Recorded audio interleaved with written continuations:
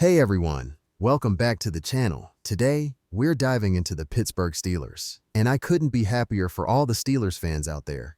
We're sitting at 5-2, and wow, Justin Fields and Russell Wilson both showed some impressive skills last night. We saw something from the Steelers offense that we haven't seen in a long time. It's frustrating when the focus shifts to a showdown between Justin and Russ. It shouldn't be a negative to have two capable quarterbacks. Russell really took a hit last season with this Broncos, but he proved he's still a solid player. Last night, he went 16 for 29, throwing for 264 yards, with 2 touchdowns and no interceptions against one of the NFL's top defenses. The game started a bit rocky. Russ put some points on the board early with the field goal, but then he faced 3 quick 3-and-outs. The crowd was buzzing with Justin Fields' chance. In the first quarter, Russ struggled with just 2 completions out of 6 attempts for 19 yards and a passer rating of 43.1. But then he turned it around. For the rest of the game, he completed 14 of 23 passes, racked up 245 yards, and scored 2 passing touchdowns along with a rushing touchdown, finishing with a passer rating of 126.2.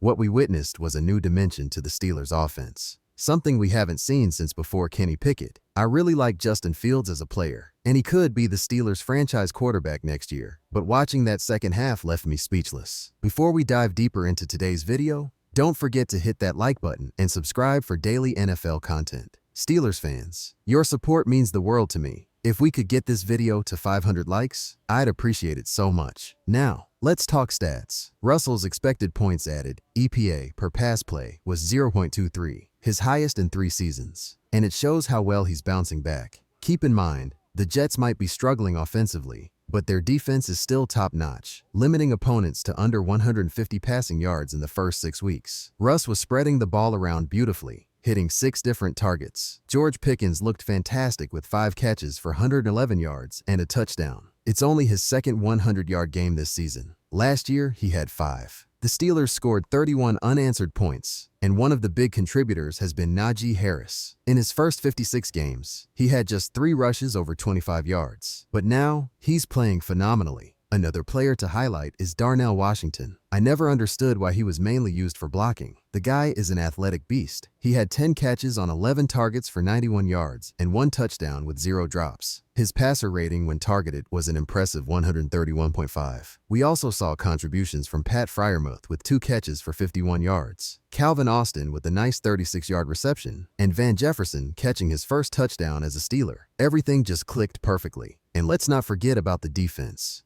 They've had to carry a lot of weight over the past year and a half, even with Mason Rudolph at the helm. They managed to make the playoffs last year despite a struggling offense. In Week 7, the top 5 graded Steelers were Keanu Benton, George Pickens, Alex Highsmith, Darnell Washington, and Beanie Bishop Jr., who made a splash by picking off Aaron Rodgers twice. What a game. Wow, can you believe it? We're 5-2. Last night, we saw Davante Adams and Garrett Wilson target the Steelers' defense 18 times, but they only managed 8 catches for 91 yards. That's just 5 yards per target. They even had 2 interceptions thrown their way, leading to a dismal passer rating of 20.6. This defense is the real deal. Deshaun Elliott has been playing lights out. He was a fantastic pickup in the offseason, and his performance has flown under the radar. I wish I had some advanced stats to share. Maybe I'll dive into that in a later video. He's everywhere on the field. And rookie cornerback P.J. Wilson is also making an impact with 10 tackles last night. Sure, the game started off a bit shaky, but keep in mind, it was Russ's first game back in a while. I've got love for Justin Fields. I even have his jersey. I truly wish him the best, and who knows, maybe he'll find a home in Pittsburgh someday. But last night's game showed why the Steelers brought in Russ. I hate that it turned into a rivalry between him and Justin. Supporting one shouldn't mean being against the other. Both have done a fantastic job this season, and that's a big reason the Steelers are sitting at 5-2. And here's the exciting part. We have Monday Night Football coming up at home against the New York Giants.